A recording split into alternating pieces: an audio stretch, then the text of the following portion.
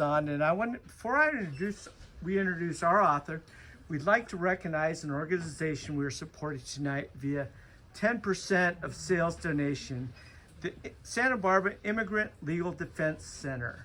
So we're so proud because it's a mission that we believe in. We have our rights cards up at the front there for anybody who needs them. Feel free to pass those out to anyone.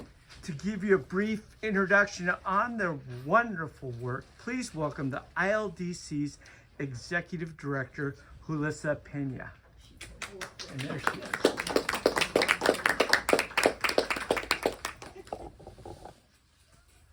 Oh my goodness. Well, this is super special. I was telling some of our longtime supporters here that when I received Michael's and Jen's email that they wanted to support the Immigrant Legal Defense Center, I was so excited because this is truly and honestly my favorite bookstore, and I live just 5 minutes away. So this is why this event is so much more special to me. And then of course, Professor Figueroa used to be one of my professors in grad school, so that makes it even better. But a little bit about the ILDC. The ILDC's mission is to provide equal access to justice and due process to low-income immigrants facing deportation proceedings who reside in the Tri-County area. And we strive to make our mission possible by providing free legal representation to immigrants facing deportation proceedings, and that includes unaccompanied immigrant children, asylum-seeking families. And now with everything going on and the increase in ICE enforcement, we're also representing folks that are detained or long-term immigrant neighbors that are detained by Immigration and Customs Enforcement here in the Tri-County area and are then detained at immigration detention centers very far away from our region, which are in San Bernardino. We have some detainees in San Bernardino Adelanto Detention Center, others that we're representing that are in Calexico. So they're really spread out, and that is a strategic way of also limiting access to representation. So we make sure that we go to them and we ensure that we provide them with legal representation if they cannot afford it.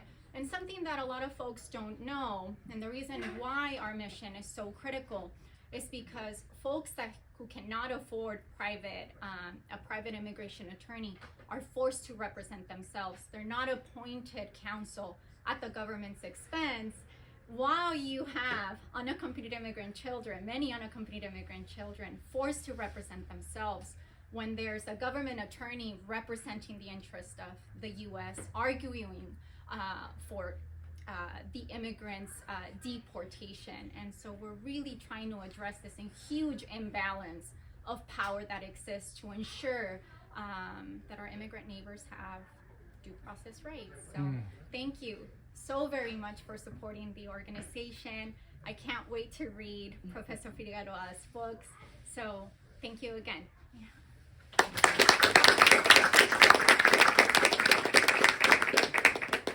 Thank you, Julissa. Now to give a proper introduction to Teresa Figueroa Sánchez and her book, A Family's Endless Journey Between Oaxaca, Mexico and California. I'm honored to bring out a great professor, a wonderful human being, and a great friend of ours at Chaucer's, Chris McAuley. I have to say, I didn't necessarily prepare a formal introduction for my dear friend, Teresa Figueroa Sánchez. But I'll start by saying this, which is part of the justification for why it is that I'm actually in a conversation with her today. I have known Tere for, I believe it's probably more than 30 years, easily 30 years. And in those 30 years, she's just been an absolutely dear friend to me. And I would like to claim, and although this is taking away from the introduction about you, right? I would like to claim at least some credit for having convinced Tere to actually write this book. Some of you may not know that about 5 years ago, one of my best friends back home in New York, he and I partnered up to start this press, Live Places Publishing, which actually produced Professor Tere's book, Professor Figueroa Sanchez's book. And largely, the idea behind this, the press, was to allow a variety of people to tell their stories and use their stories essentially for the purposes of teaching in the classroom. We had no idea when it is that we started the press that many of the stories and so forth would be criminalized, given our current political situation, because clearly certain stories are not considered to be legitimate and other stories are considered to be more than legitimate, right? So we had no idea that this was what it is that we were entering into. In the course of our conversation, I think some of the many, the myriad experiences that Terry has had, and why it is that her book is both so compelling and so timely, not only as her own personal story, but I think as one that's representative of many immigrant stories, particularly from Terano's south of here. So with that, I would like to introduce or invite Teresa Figueroa Sánchez to the, and I can't say the podium, right? But to over here.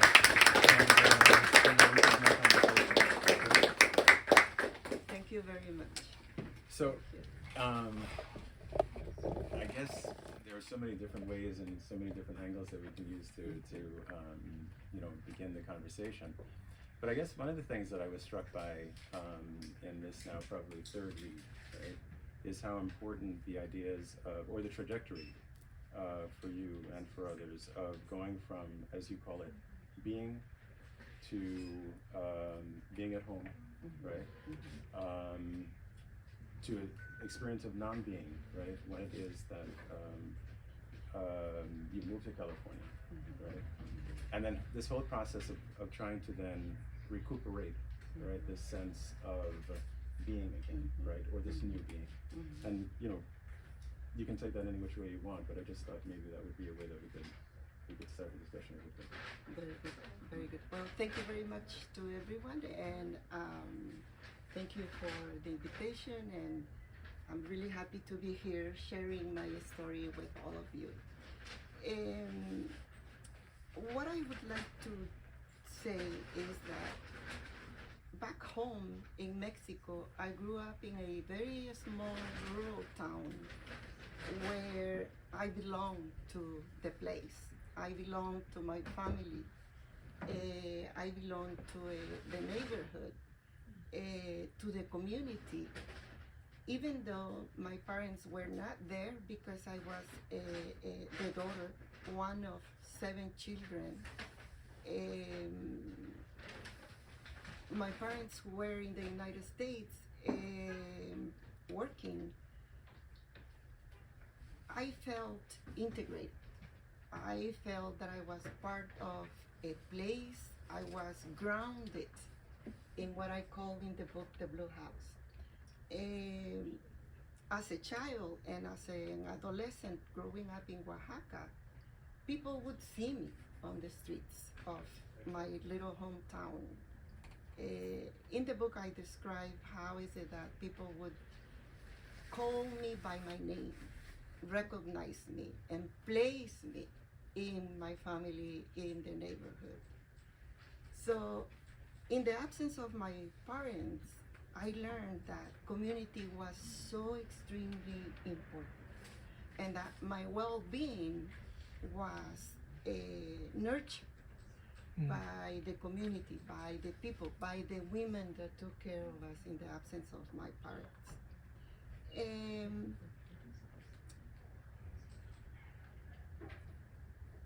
As a member of the community, what was significant was, and this is the question that I was trying to answer in the book, in the first chapter, where I talk about my background, my hometown, is who am I, right? And this is a question that I am addressing from the present to the past. And the reason I was asking the question, who am I? Why is it that my presence as a woman, as an immigrant, as a Mexican, as an indigenous woman from Mexico poses such great interest on the state? Why is it that immigrant communities threat to the status quo? Why is it that, who am I? What do I represent? And that is one of the main questions that I try to answer in the book. And so I use the concept of comunalidad to describe this sense of community and integration and well-being and wholeness that held me together, even though my parents were not there. So from there to Mexico City, where we went to study. Most people in my hometown went to Mexico City to study at a moment when Mexico was promoting the university. So people from my hometown and me, like my friends, left thinking that I wanted to study. I wanted to be a doctor, right? Come back to my hometown, Putla, and be a doctor. So I lived in Mexico City, and in Mexico City, my friends and all the people from Putla gather in my home, again, creating community, again, having this feeling of belonging and this feeling that we were together. Friendship became so important in this process of creating community.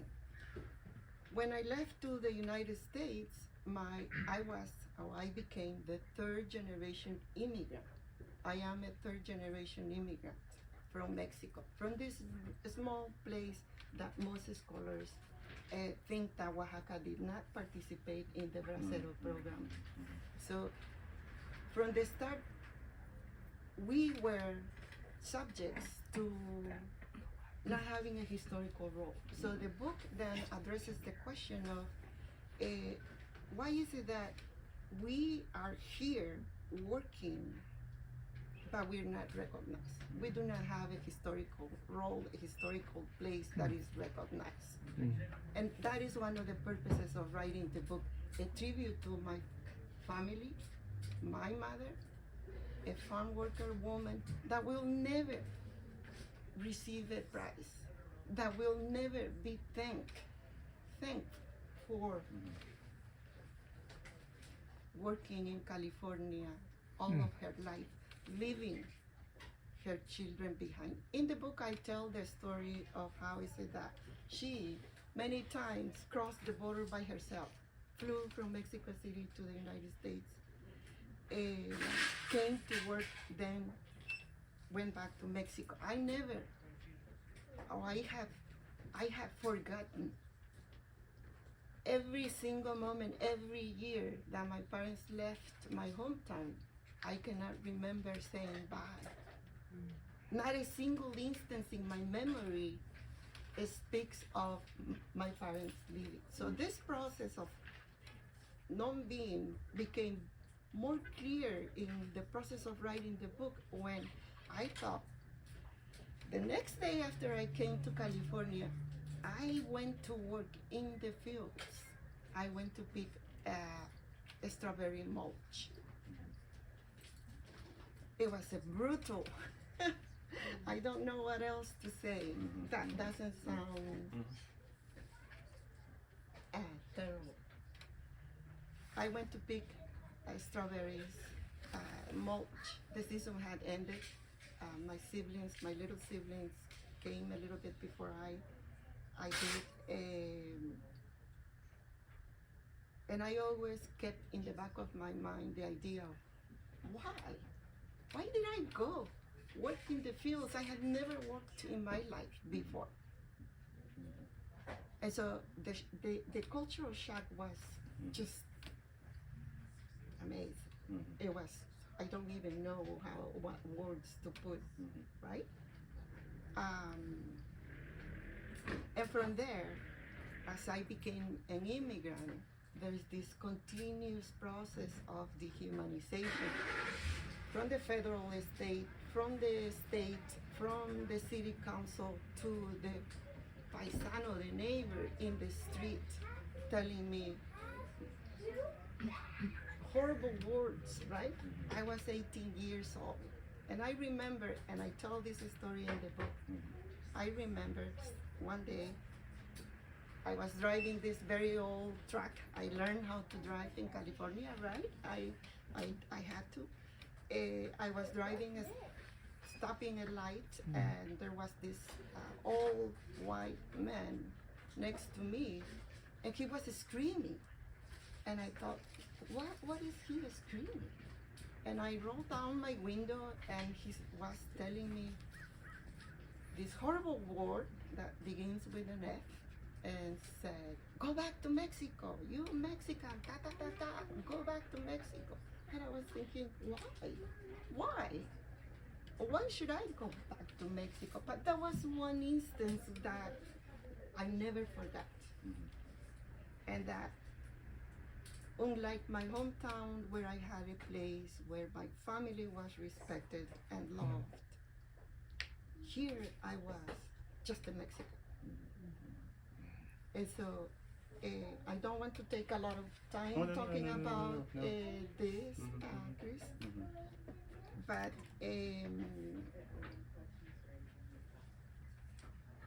the question of non-being, what does that mean? ¿Qué significa la zona de no ser? And I want to say that in Spanish, because I know there are a couple of friends who speak Spanish. La zona de no ser es un concepto teórico en el cual las personas inmigrantes, personas que de color, minorías, ocupamos un lugar en la sociedad que nos excluye, que no nos reconoce, que no nos ve. So the concept of non-being is a theoretical concept. It simply means that people of color, immigrants, women, people like me, poor immigrants, are excluded from society. We're not seen, we're not recognized, we are dehumanized in a long process of microaggressions. Marginalized, discriminated, not seen, not recognized, and like I said before, my mother will never be thanked for all the work that she has done. So if I can unpack quite a few things that you said. Please do. So one of the things that I think you're driving at is that the question of ever having to ask yourself who you are, right, was one that came out of the experience of being here, right? And of course, not being welcome, right? So one of the things, of course, we've discussed in many of our conversations has been this whole idea of, as you're saying with your mother, as you were saying about your family, right? That this country is one of the labor, right? And on the one hand, this is supposedly a country that prides itself on work, right? But very clearly on certain people's work, right? So it wants to labor without necessarily the people or for the culture, right? So this whole issue that you just raised before about why is it, and if you can just speak to this, why is it that I think it's beyond just the state, right? But what then becomes so threatening, right? You know, where do you see the threat, right? Because we're talking about as if it needs justification. We're talking about contributors, right? We're talking about in so many ways, but yet still we know that certain populations, right, particularly Mexican immigrant populations, are considered so threatened, right? How do you read that threat? What makes us unwelcome? What makes us una amenaza? ¿Por qué somos una amenaza? And I've been thinking, and it is not an easy answer or an easy question, but I'm thinking there are, some people say 30 million Mexicans in the United States. Other people say there are 40 million Mexicans in the United States. what I think is the main issue against Mexicans in particular and immigrants in general is the fact that we come from societies that are very different from white mainstream American society. I have friends, and some of them are here, who we have been friends like you for 40 years. All of our life, we have walked together. Life, not just, once in a while we take a beer together, but the bonds that unite us, that sustain us, that when we recreate and create community, we are against a society that values person, that values money, that values greed. ¿Greed se dice? Ambición, ¿cómo se dice? Oh, Greed. well, Greed. Greed. Con D. Conde. Greed.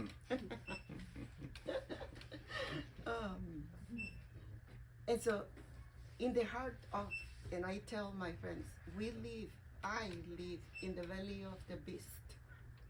American imperial capitalism has in its heart, in its belly, communities like my community, indigenous communities that celebrate friendship, that celebrate obligations and responsibilities to the community. That is the threat. And that is not only a threat in the present moment, but what is happening today in the United States is creating a society that in the future will prevent communities like mine from springing up, from flourishing, from having a voice in society. I think that's the danger. I wanted to get to the subtitle of your book, Fragmented Spaces, Fragmented Identities, because as you were saying, you come from 3 generations. Which is your tu abuelo on your side of your father, Yes. who had decided to enter into the Bracero program, tu padre después, and then the family. Yes. So, you're talking then about having dealt with this border, right? Not only crossing this border, but also contributing to one side without necessarily the recognition. How does that then kind of lead essentially to the subtitle of your book, The Fragmented Spaces and the Fragmented Identities? And so what I think is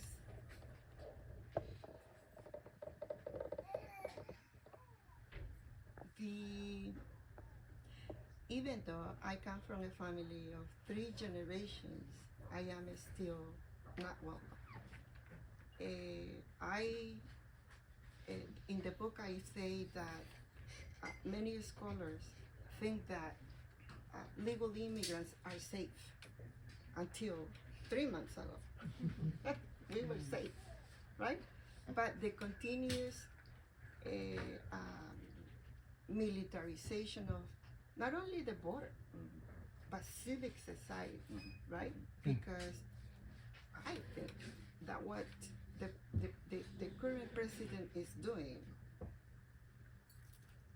is fracturing the legal system, political crisis, economic crisis, socio, ethical, civil crisis that he's provoking is a fracture that is cracking up at the bottom but has been built for a long period of time. And in the book I give a couple of stories where I say me and my sisters went to Tijuana once, and on the train station in San Diego, this white woman, very elegant white woman older than me approached me and asked that I show her my green card. But the encounter was so hostile, so threatening, so powerful, that I was stunned by her closeness. She was so close to me, and her attitude and the power she displayed was just amazing. That's what we're dealing with right now. I can walk out of here and never arrive to my house, as Julissa was saying, if I'm detained. And the fact that the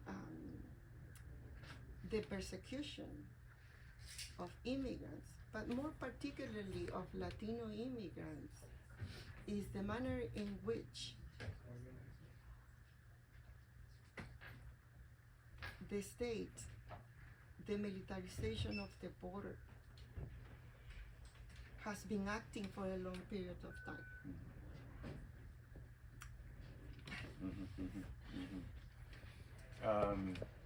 Yeah, so one of the things then, of course, that you're raising is citizen or non-citizen, with supposed papers or without papers. It really doesn't matter. And of course, as you were talking, it was making me think about when it is that the person who will go unnamed really opened his campaign initially by attacking Mexican immigrants, right? And there was utter silence, right? I thought that constituted hate speech, right? And of course, nobody was necessarily looking at it from this vantage point of, once it is that you're allowed anyone to be attacked, right? You essentially pave the way for others to be attacked. Now I feel like with the replay, many people have discovered, oh, if we had paid attention, if in fact we had come out for our brethren and sisters, perhaps we could have put a stop to this. So that's just, one of the things that I'm thinking about. Also, throughout the book you talk about, and I'm thinking, going back to this theme of, this recuperando, to say, there were a number of people, I would almost call them guides, models, if you will, right? Who I think were almost reminders of the ways in which you could do this, even when you were no longer at home, right? When it is that your sit was being challenged in so many ways. And if you could just say something, about some of those figures. Yes. Thank you. Growing up in Oaxaca, in the absence of my mother, as I said at the beginning, we were taken care of by many women. Among the women that I remember and left such a huge imprint in my being, in my ser, in my being, was an indigenous woman, a curandera, a folk healer. So oftentimes she would perform a rite if I experienced susto, or frightening. A frightening experience would require a ceremony to bring back my soul. In this process of being an immigrant in the United States, continuously I am living in fright. I am experiencing fright, susto. And there have been a number of occasions where such is the experience that my soul, I feel soulless. I feel empty, this vast emptiness. In the last couple of days, I cannot tell you how many times I watch TV, the news, and I cry. And I say, why? Why is it that someone like me or someone like Kilmar Abreu Garcia symbolizes in our bodies, in Kilmar Abreu Garcia's body? His body is like a drum where many forces are being played out. Citizenship, immigration, democracy, fundamental rights. How can we let that happen? How can we turn or believe. See, for a long period of time, me, my family perhaps too, my brothers and sisters, believed that we were safe, that we had rights. But today,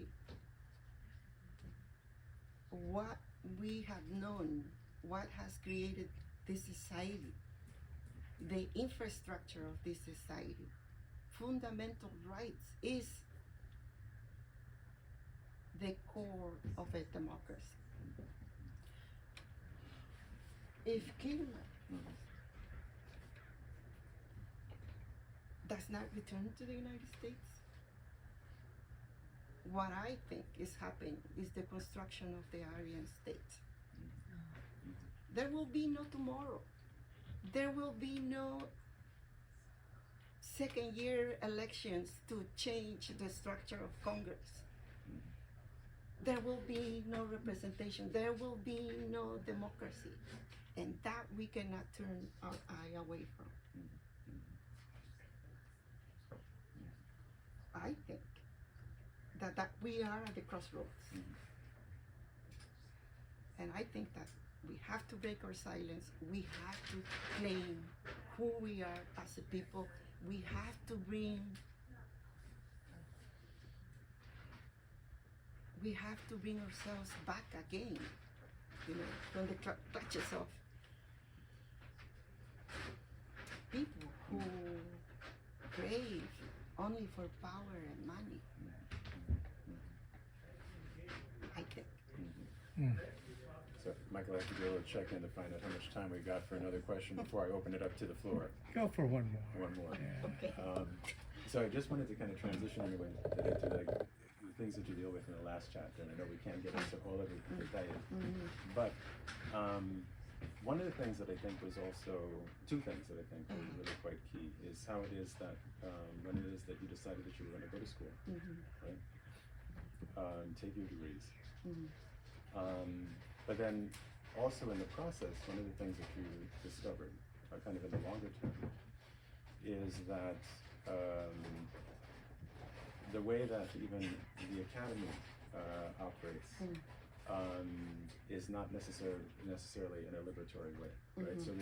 So what it is that you initially expected to come from the freedom and the rest that you thought were going to come from these degrees or from education was a false one. Which ultimately led you, of course, to becoming an independent scholar, as you are, essayist, writer. So if you could just talk a little bit, I know that's a lot, but if you could just say something about that trajectory. Yes. I want to invite you to buy the book. It's an incredible story, and I am available for a coffee, and we can chat about it, That's what I love to do with my friends. When I came to the United States and I began working in the fields, every single day I could hear a little voice in my mind saying, "You're gonna die soon if you stay in this place." So for me, I began to learn how to speak English and how to write on my own. I would go to the swap meet, buy secondhand magazines, a dictionary. But one day, there was a woman, and maybe we can link this to the previous question. There was a Chicana retired teacher that knocked on my door in my house and asked, "Is there anyone who wants to learn English?" And I said, yes. I was sitting way back in the dining room, eating around 6 o'clock after picking strawberries all day long. I was so exhausted, so tired, so sweaty and soiled completely. But when I heard the woman, I said, I want to learn how to speak English. And so I began. This woman opened up a window that I had not seen before. Even though it was in the back of my mind, I didn't know how to navigate and land in the city college. So I started to learn English as a second language, went to the city college. I had incredible teachers all of my life. My teachers in my hometown, in Mexico City, in the city college, I had people who loved learning and teaching and knowledge. That to me was one of the most beautiful experience. But I went to the university thinking, I'm gonna study. I was afraid. My sister would tell me, here and in China, school is the same, right? You just need to study and need to pass your exams and graduate. That's what people do in the world, right? I would say, yeah, sure. I just need to learn how to write English well, right? But like all my friends, I thought, I'm gonna finish my PhD, get a job, you know. I won't become a multimillionaire, but I will be able to buy a house in Montecito. That was the false premise, right? As soon as I finished my PhD and I began to work in the nonprofit world, I learned very quickly that my PhD was not valued. That the fact that I spoke English as a second language and with a heavy accent, and that sometimes I say "bat," and then people think, "What?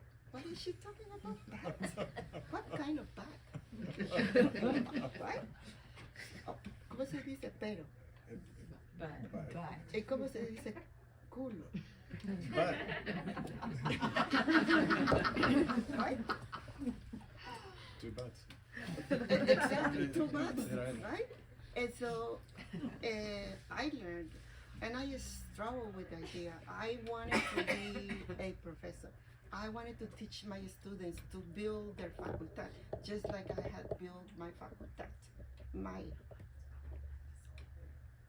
studies, my learning, my experiences.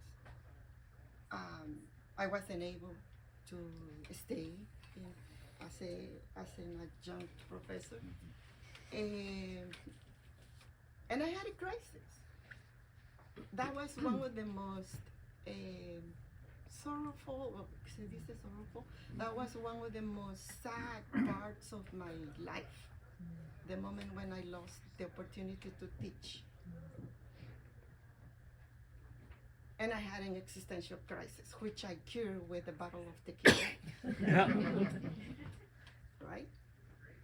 Oh, there was no comunalidad en ese momento, but I knew. And then during that moment of crisis, I remember my Nana, my indigenous folk healer, right? And I thought, I need to call back my name. I need to call back my soul. Bring yourself back put yourself back together as a whole human being. So my story as an immigrant, in the book you will see continuously this process of regeneration, of rethinking, of remaking myself, right? That's what it takes to be an immigrant in this country. That's what it takes to be a foreigner, right? We continuously have to do that. It took me a long time to create a comunalidad of intellectuals, people who, like me, had experienced the same in other places, colleagues like you, friends of mine who became professors, telling me, you need to write. You need to tell the story. And that's how I began to think that I was a public intellectual, right? And I put myself in the group of intellectuals that have made great contributions in the social sciences, who were public intellectuals, thinking about the problems of society, how to solve them from outside the institutions, specifically institutions that value certain types of knowledges, as you were saying earlier. So, I'm gonna stop here, but... And I think that's the perfect segue to a Q&A. So,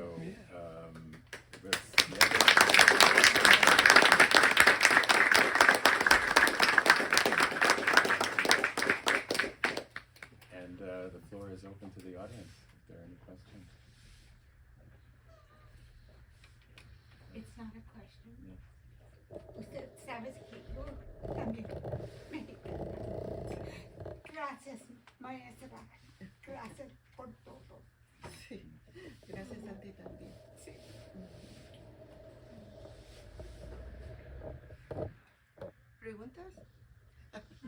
questions?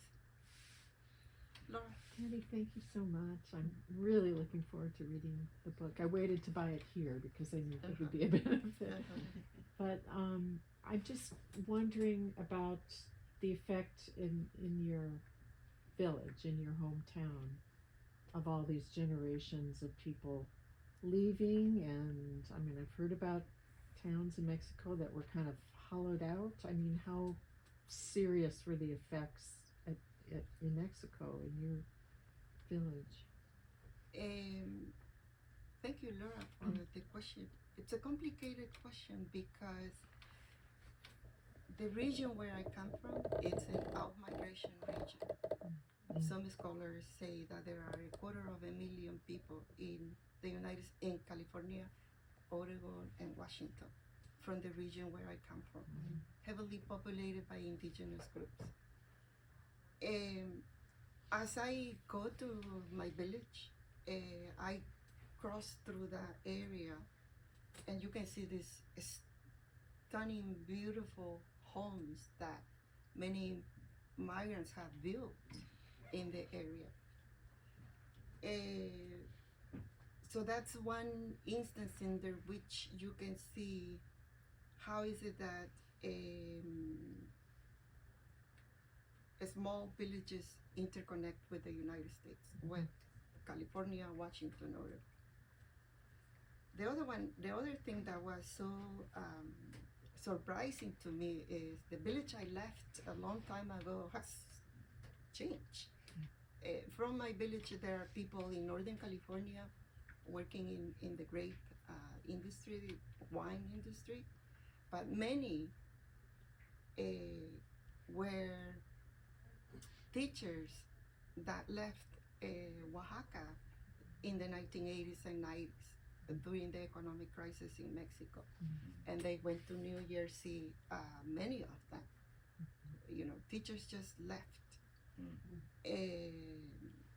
my home. They come back, their children come back, their grandchildren come back. So there is no separation with the homeland, at least not now. So there are these interconnections, right? Emotional connections of being there. There are other surprising events. Just recently, last year I went in the summer and I saw buses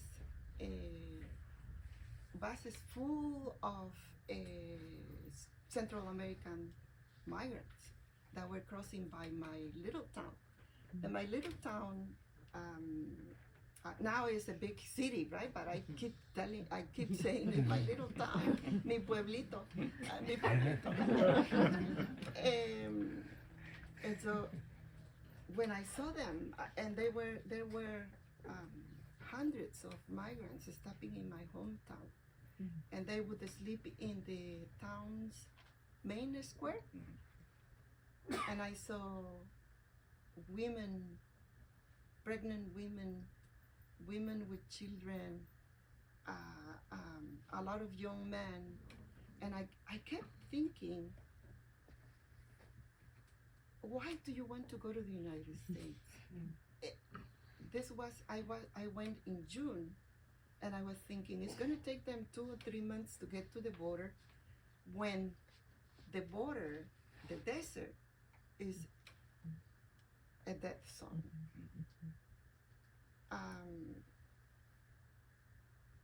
And so I went back 2 months ago, and all of the migration from Central America and other parts of the world that was coming through my town stopped, because Trump was already in the White House. So the huge changes have taken place in the hometown. One more question? Yes.